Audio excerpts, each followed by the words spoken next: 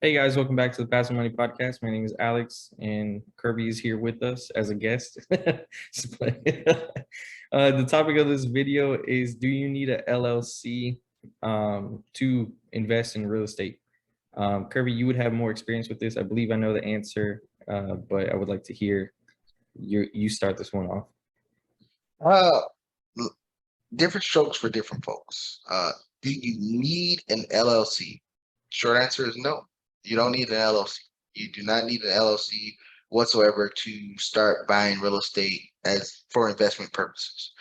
And the reason why is because you can have it in your name and you can rent it out. You have insurance for protection for the property and things of that nature. But there is certain instances where you do need an LLC. But for starting out, if you have one property or something like that, is the LLC needed? No, it's just added costs that, especially your first deal, probably won't be the best deal of your life. This is going to be added cost that's going to cut into your ROI and things of that nature. So that's really my view on it in a nutshell. But we'll dive more into it once Alex asks more questions or have any comments, concerns about that. Yeah, I mean, so I know I figured it would be the same thing. You don't need one, but it's definitely good to have for anonymity. Would there be a certain say unit amount or property amount in which you believe someone should start creating LLCs for their property? Um, I'm not gonna say it's a dollar amount. I say it's the location you live in, the nefarious of people. Like here in Florida, we are in a very big insurance fraud kind of situation. Like for me, I have my properties in the LLC, and the reason why is because I've been in a situation where somebody in my family close to me got in a car accident that no harm, no foul to nobody, no damages, no anything. But the thing is, and Florida is a state just like you got Texas and other states where you can look somebody's name up online and see what properties they own. And at the time when my family member got into this accident, the properties was in our name. It was not in the LLC. And then what happened is, again, like I said, the accident, nobody was hurt, nobody was maimed or injured. But they looked up our name online and seen that we own quite a number of assets as far as properties. And then so they reached out to the insurance company. The insurance company said, well, we really don't see any damage, but we'll pay you X amount of dollars to settle this. And they said no. Then they went over our cap that we had for insurance. They wanted to sue for more. And then the insurance person reached out to me and said, do you have any assets inside in your name beside your house? And then I said, yeah. And then that's when they brought me into light that, oh, they looked you up. That's why they're trying to get more get more out of this situation. And then from there on, I just realized that now because I have, quite a number of assets under my name that I became a target. And then so anything that I do personally can affect all my investments and affect my family and my kids.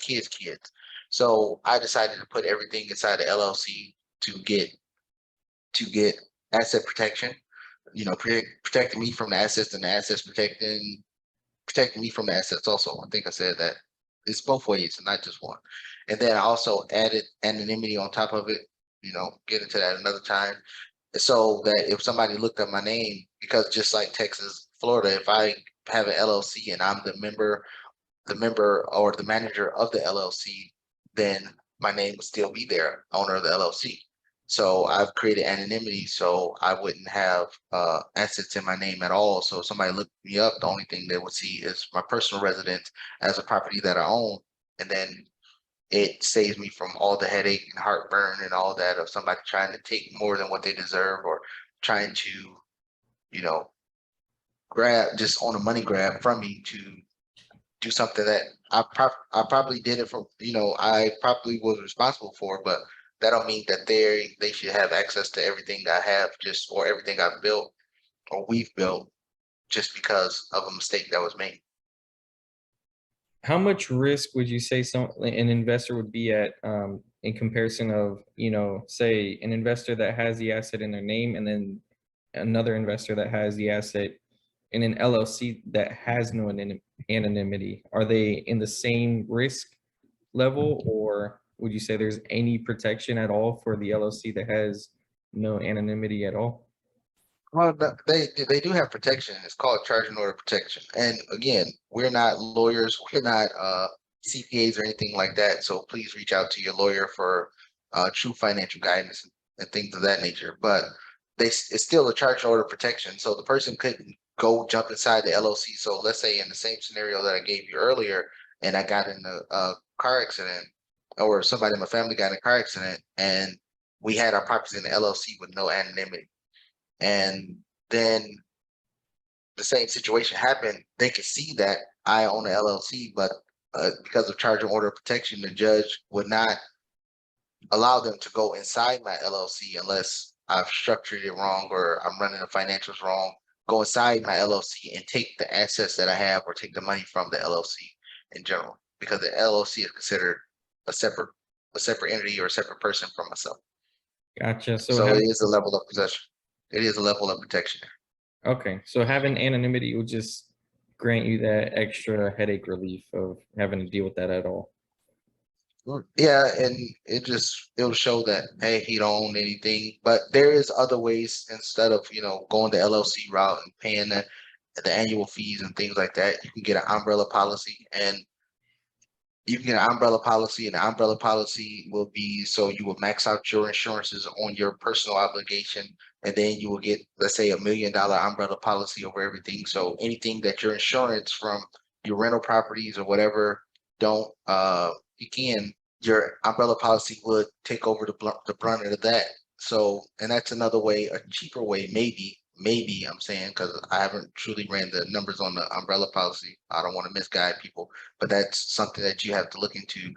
And that's another way that you can do it. But again, with the umbrella policy, you have to max out the max level of insurance of all your personal things like car insurance, home owner's insurance. You have to max those out to the max. And then the umbrella policy, then you can get an umbrella policy that will kick in on top of that. So you run the numbers and see which one is cheaper or more feasible for you. If it's doing the umbrella policy that way or setting up an LLC and getting anonymity. Well, if you guys have any questions, like Kirby said, reach out to a lawyer. We do not give law or legal advice.